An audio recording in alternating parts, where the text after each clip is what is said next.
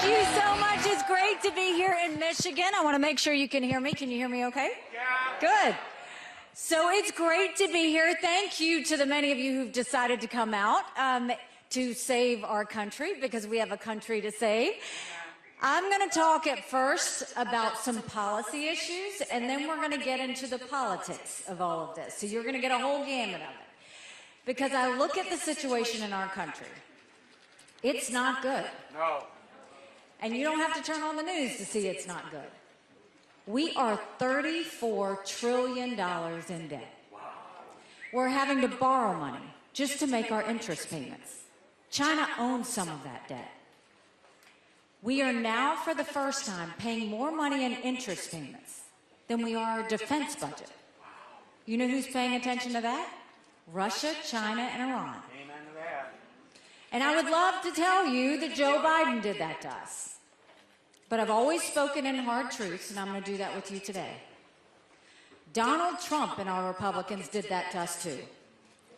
You go back and look at that $2.2 trillion COVID stimulus bill that expanded welfare, that's now left us with 80 million Americans on Medicaid, 42 million Americans on food stamps. That's a third of our country. And did Republicans try and make it right? No. They doubled down and opened up pet projects and earmarks for the first time in 10 years, pushing through 7,000 of them last year. In the 2024 appropriations budget, Republicans put in $7.4 billion worth of their pet projects and earmarks. Democrats put in $2.8 billion. Now you tell me who the big spenders are. All while 1 in 6 American families can't afford their utility bill. 60% of Americans are living paycheck to paycheck. 50% of American families can't afford diapers. It's a problem. So the first thing I think we need to do to fix the economy is we need to put an accountant in the White House. That's right. And the way this accountant will take care of it is the first thing we're going to do is claw back the $100 billion of unspent COVID dollars that are still sitting out there. Sure. Instead of 87,000 IRS agents going after middle America, let's go after the hundreds of billions of dollars of COVID fraud. 1 out of every $7 was spent fraudulently. If 8% of our budget is interest, quit borrowing. Cut up the credit cards. You have to balance a budget every day. I had to balance a budget as governor. Why is Congress the only group that refuses to balance a budget? We'll stop the spending, we'll stop the borrowing, we'll eliminate their pet projects. And I'll veto any spending bill that doesn't take us back to pre-COVID levels. That will save us trillions.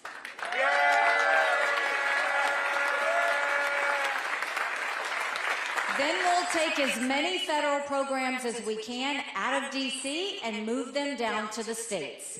That will dramatically reduce the size of the federal government, and it will empower people on the ground. Think education, think health care, think welfare, think mental health.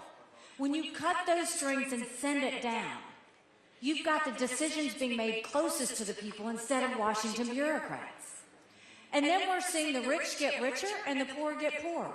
We need to open up the middle class. That's why we need to cut taxes on the middle class and simplify the brackets. We need to eliminate the federal gas and diesel tax in this country. And we need to make small business tax cuts permanent.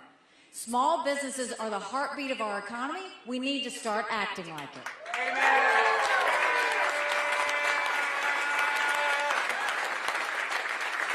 And speaking about Congress and their spending, Congress has one job, and that's to make sure they put out a budget on time. Fail. Look at what's getting ready to happen this week. They're talking about another shutdown. Fight. Do you know Congress has only given us a budget on time 4 times in 40 years? 4 times in 40 years. When I am president, you don't give us a budget on time, you don't get paid, period.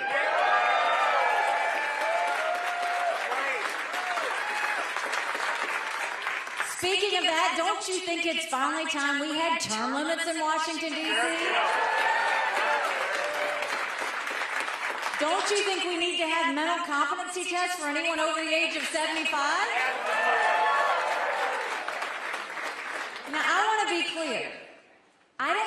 that to be disrespectful. We all know people over 75 that can run circles around us. And then we know Joe Biden. Oh, boy.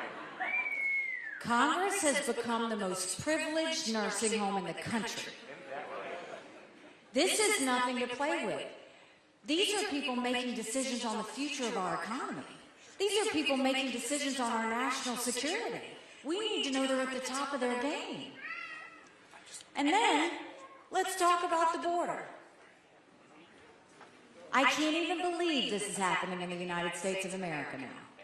And I hear Donald Trump and Joe Biden are going to the border. I don't know what took them so long. I was there almost a year ago. The idea that we have 9 million illegal immigrants that have come across that border, more fentanyl last year that would kill every single American. #1 cause of death for adults 18 to 45, fentanyl.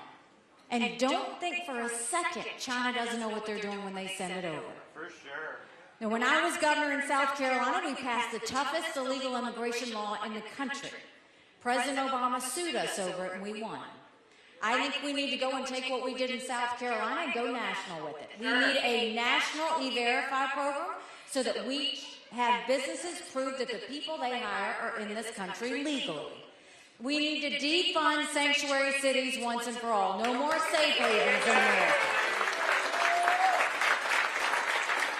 We need to put 25,000 Border Patrol and ICE agents on the ground and let them do their job. We need to go back to the Remain in Mexico policy so that no one steps foot on U.S. soil.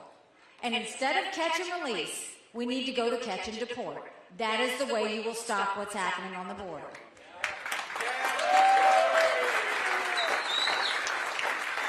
Now, there was a border bill last week in D.C. And if you look at that bill, the good part about the bill was it strengthened asylum laws. We have to do that. 3 million illegal immigrants went in under the Trump administration because our asylum laws weren't strong enough. The weak part about the bill was it didn't have the Remain in Mexico policy, which is hugely important, and it had a 5,000-person threshold. We can't even have a 1-person threshold. We need to vet everybody before they ever come into this country. The problem is Congress needs to get in a room and not come out until they can pass a strong border bill. But the bad side of it was Donald Trump went and told Congress not to do anything until after the general election because it would hurt him. We can't wait one more day to pass a strong border bill. They need to pass it.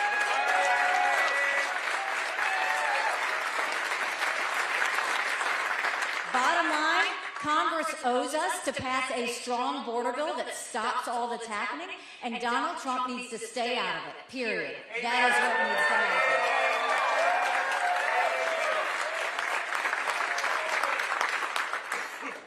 And you know, my parents always told me, you take care of those who take care of you.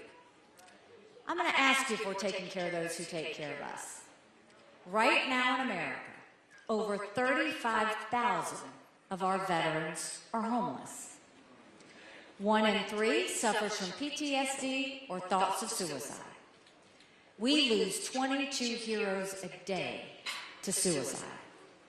If a veteran needs a doctor's appointment, on average, it takes 29 days to get to the VA. Why 29 days? Because on the 30th day, they can go to the doctor or hospital of their choice. So midway through the 29 days, they get a call to reschedule. And the clock starts all over again. It is shameful how we treat our veterans. Now, I'm the proud wife of a combat veteran who served in Afghanistan.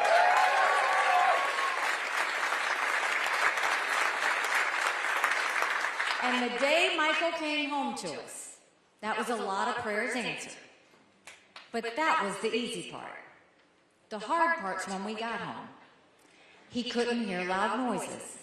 He couldn't be in crowds.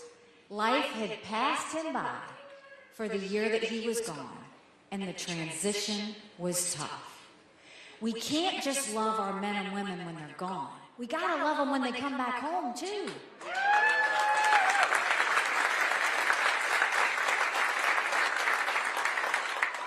And so it's hugely important that we look at that transition. We need more than a 2-week transition. Let's take care of them for the long haul. That means telehealth, so we can get them the mental health care they need right when they need it. They should be able to go to the doctor or hospital of their choice. They've earned that right.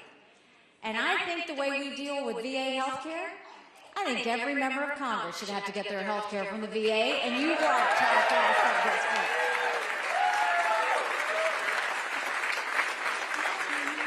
It'll be the best health care you've ever seen, guaranteed, if we do that.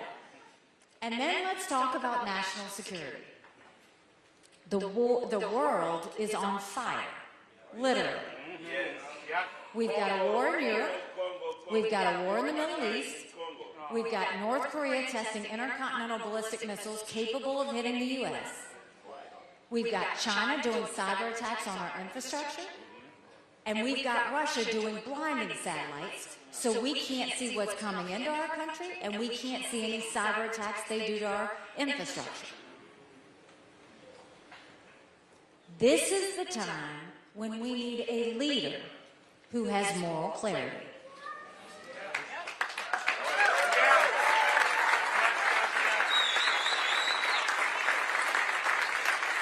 We need a leader that knows the difference between right and wrong.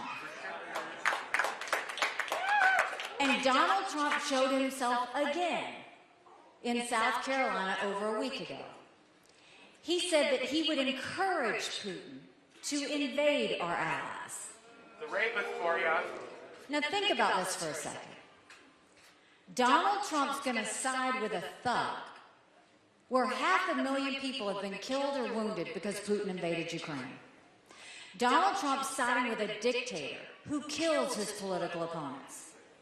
Donald Trump sided with a tyrant who arrests American journalists and holds them hostage. Don't touch me. Donald Trump is going to side with a madman who's made no bones about wanting to destroy America over our allies who stood with us after 9/11. But that's how he thinks. America can never be so arrogant to think we don't need friends. Sure, right.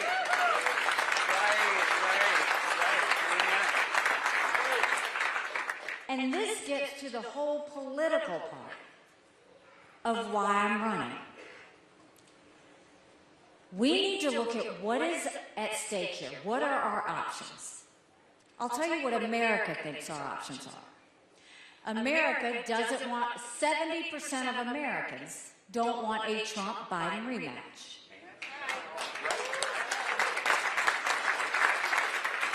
The majority of Americans disapprove of Joe Biden, and the majority of Americans disapprove of Donald Trump. Amen.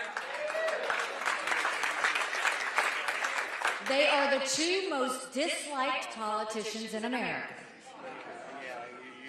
60% of Americans think Joe Biden and Donald Trump are too old to be president. For sure, they are too old. But now let's talk about me versus Donald Trump, because that's what we're talking about in a primary. So the first thing I'll tell you is, I voted for Donald Trump twice. I was proud to serve America in his administration. The problem is, chaos literally follows him. And we can't be a country in disarray and a world on fire and go through 4 more years of chaos. We won't survive it. Amen. Amen. But you also have to say all of those solutions I gave you. We can't make a change in our country if you don't have a candidate who can win the general election. And you look at what's happened in all the early states. They'll talk about Donald Trump winning, and he did. I give him that. But what about the fact that in all the early states, he did not get 40% of the vote? Now, Donald Trump will say, oh, those are all Democrats that voted in South Carolina. No, less than 5% were Democrats or unaffiliated. Those are Republicans. Same thing in New Hampshire. Look at Iowa.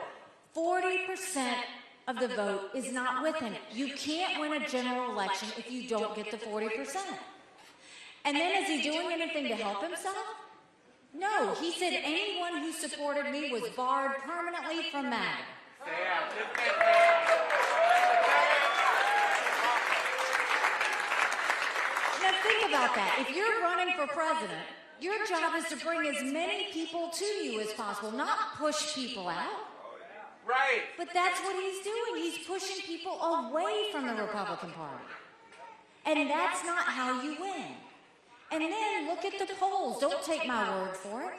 There was another Marquette poll that just came out last week. Donald Trump does not defeat Joe Biden. And in that same poll, I beat Joe Biden by 18 points.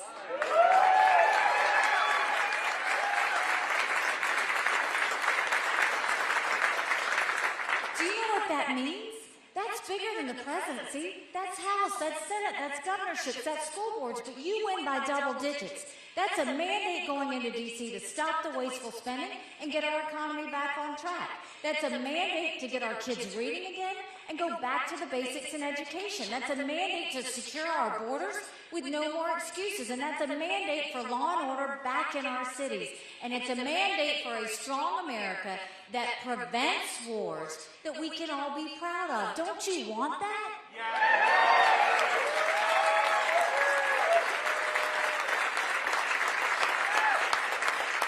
That's the direction we want to see America go into. But the problem is, this is not just about Donald Trump, the candidate. This is about what Donald Trump is doing to the Republican Party. You look at the Republican Party, and no president has put a country more in debt during his time than Donald Trump. He's not talking about wasteful spending at all. All of that, the COVID stimulus bill and the lack of accountability, all was on his watch. And so that's a total shift for Republicans to think that that kind of spending is okay. He's also making a shift on the national security perspective. We have always believed in peace through strength, always.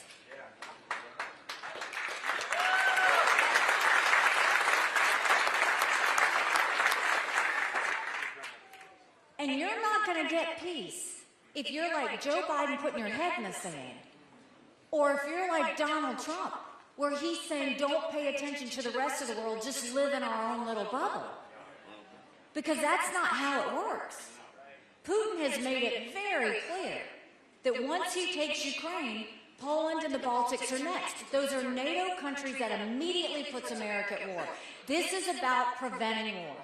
It's always been about preventing war.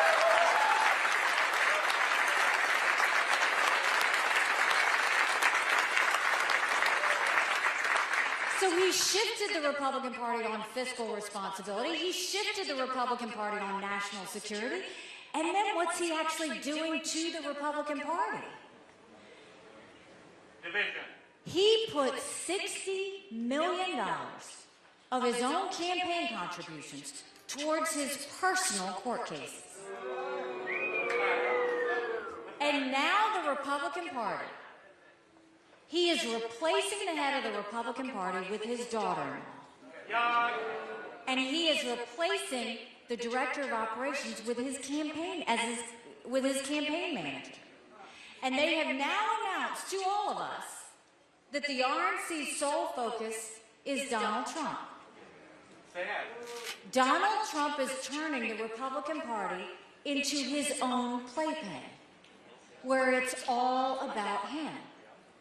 And the RNC is being turned into the fact this is a slush fund for his legal fees. If he spent just $8 million in January, by the end of this, it will be over $100 million in legal fees, while Joe Biden is stockpiling his money. Donald Trump's not watching out for the Republican Party. He's not watching out for America. He's watching out for himself.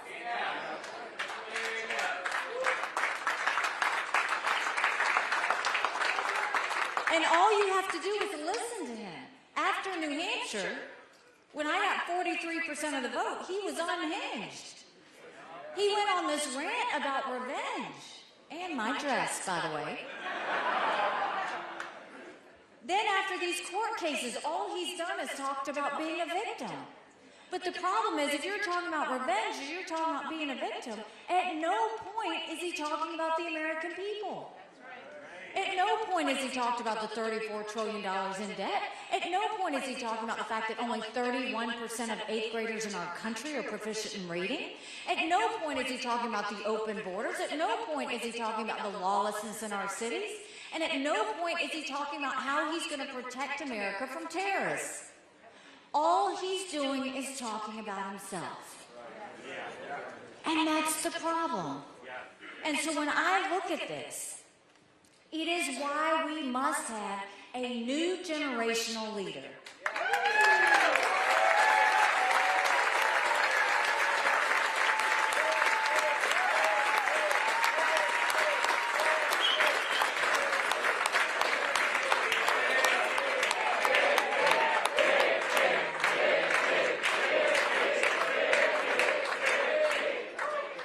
We need someone who can go in, put in 8 years worth of work, day and night, to focus on the solutions of the future and not continue to be focused on the past.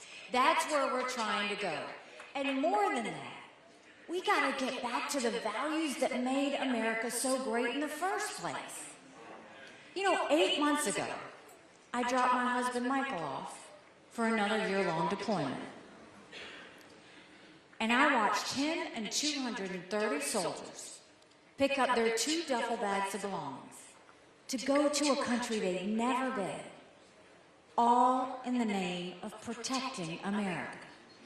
They're willing to sacrifice their lives and their families because they still believe in this amazing experiment that is America. So if they're willing to sacrifice for us there, shouldn't we be willing to fight for America here?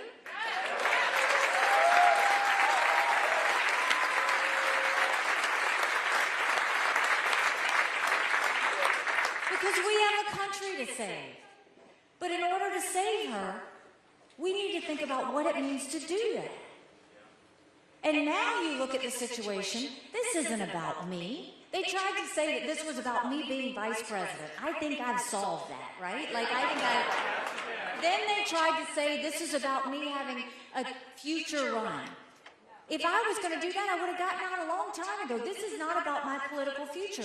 In all honesty, this is about my kids and your grandkids. Because look at the country they're living in right now. Look at what they went through with COVID. Look at the fact that they are now worried about how they're going to find a job, how they're going to make ends meet, what this $34 trillion in debt means to them, how they will ever afford a home, and whether a war is going to break out. They don't need to be worried about that. And then everybody wonders, why is there so much stress, anxiety, and depression? Because they live in a country that's full of anger, and full of hatred, and full of division. Can you imagine if we could give them a country where families could sit down at the dinner table and not have a political fight? Can you imagine a country where you could go to work and say what you think and not worry about being fired? Can you imagine just having a country where we can strongly disagree about issues, but we don't have to hate each other over it? Because that's a country those kids deserve. They need to know what normal feels like.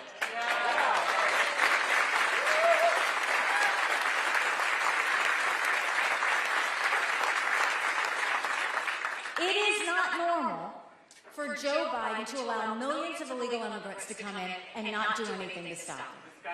It is not normal for Joe Biden to focus more on gender pronouns than reading and math in schools. It is not normal for Joe Biden to have these wars around the world. And it's not normal for Donald Trump to mock members of the military. It is not normal for Donald Trump to use all these campaign contributions for his personal court cases. It's not normal for Donald Trump to side with a dictator over our allies. And it's not normal for Donald Trump to call the supporters of an opponent vermin. Think about that. That's what we're talking about. None of this is normal. And all of Americans deserve to know what normal feels like. America is so distracted. And when America is distracted, the world is less safe. And we're seeing that play out all around us. But we have a chance to change that. This is why what you do in this primary matters. It's not just about you voting. It's about you telling all of your friends, all of your family, because many of them are just general election voters. And I want you to send them a message from me. In a general election, you're given a choice. In a primary, you make your choice. We have to make our choice heard in America.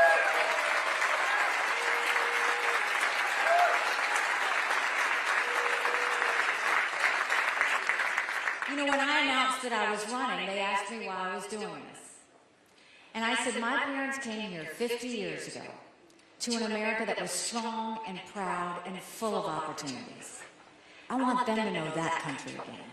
I'm doing this for my husband Michael and his military brothers and sisters. They need to know their sacrifice matters. They need to know that we love our country. I'm doing this for my daughter who just got married, and I saw how hard it was for her and her husband to buy a home.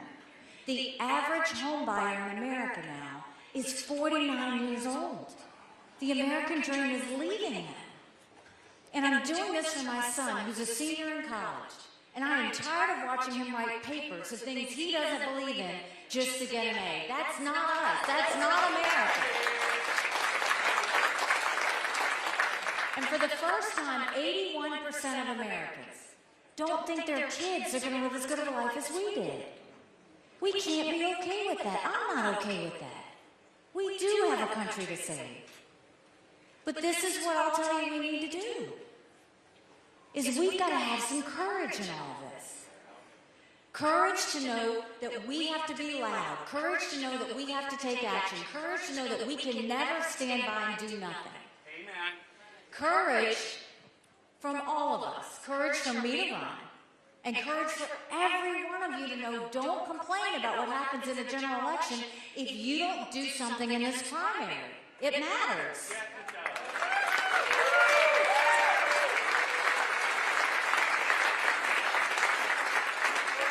Look, I will continue to take the cuts and the bruises and the pain and the insults because I think America's worth it. All I ask is that you stand with me as I do it, and that you be just as loud, not just in Michigan, but after Michigan, and take that voice all the way to the Super Tuesday states because it matters. Because if you do this, I was raised that the only way to get to the blessing is by going through the pain. And if we have to go through the pain, it's worth it to know that we're going to get to that blessing. So I will promise you this. You go out and let your voice be heard. Be loud and proud about where we need to go in our country. And I will spend every single day proving to you that you made a good decision. Thank you very much. God bless you.